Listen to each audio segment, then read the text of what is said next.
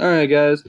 So we're going to try to solve this problem today. Is our goal is to learn how to do this. It's actually a really good review. This is something we spent some time on, but it's solving the system using the three methods: graphing, substitution, elimination.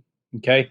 When it says justify the most efficient, all that means just say which way would you, if you only had to solve it one way, what do you think is the best way to solve it? Now, a couple things. The word system means two or more equations.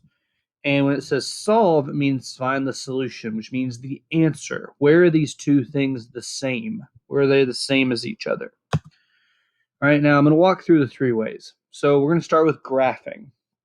Okay, so graphing is usually the least thinking of the ways, and it's also the most visual way of doing it, which is exactly what it is. We graph both of them. Now, we don't have a graphing calculator here. So on this video, I'm going to use this software called Desmos. Just type in desmos.com and then hit the start graphing button.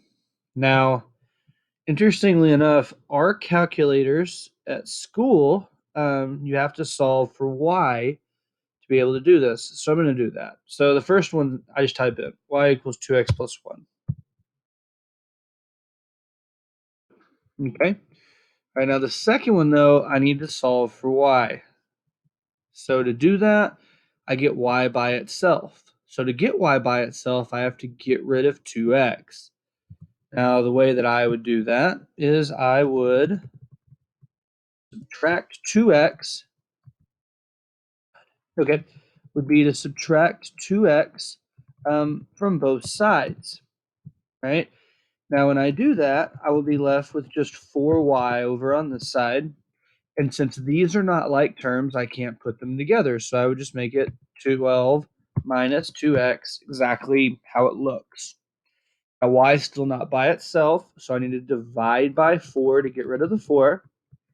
When I do that with each individual piece on the other side. 12 divided by 4 is 3. And 2 divided by 4, I can just leave as 2 over 4 or 0.5x. Okay, so let's type that in.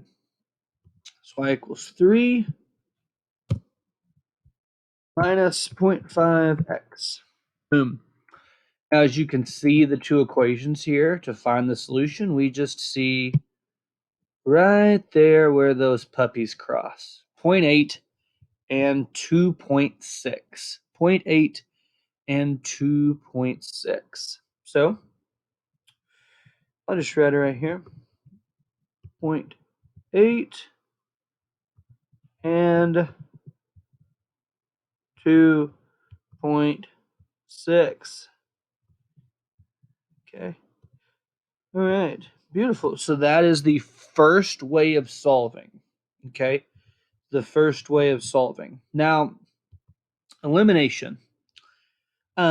We have this, but elimination is where you subtract and get rid of one of the others. Now, in order for you to use elimination, they need to be in the same form.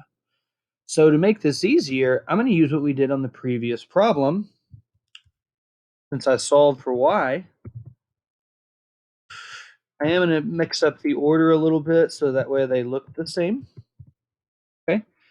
And then at this point, I can use elimination rather easily. Okay.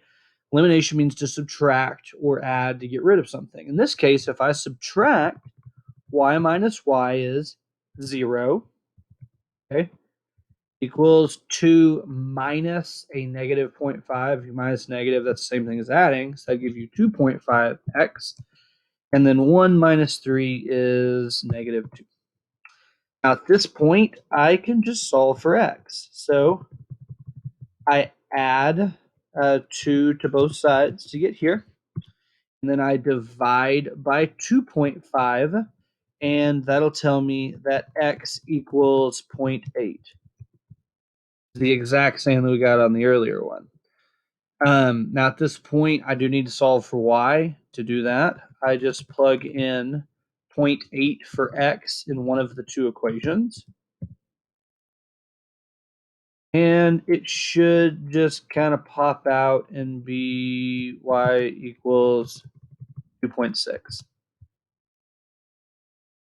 Boom. So that's the solution. X equals 0.5 and y equals 2.6.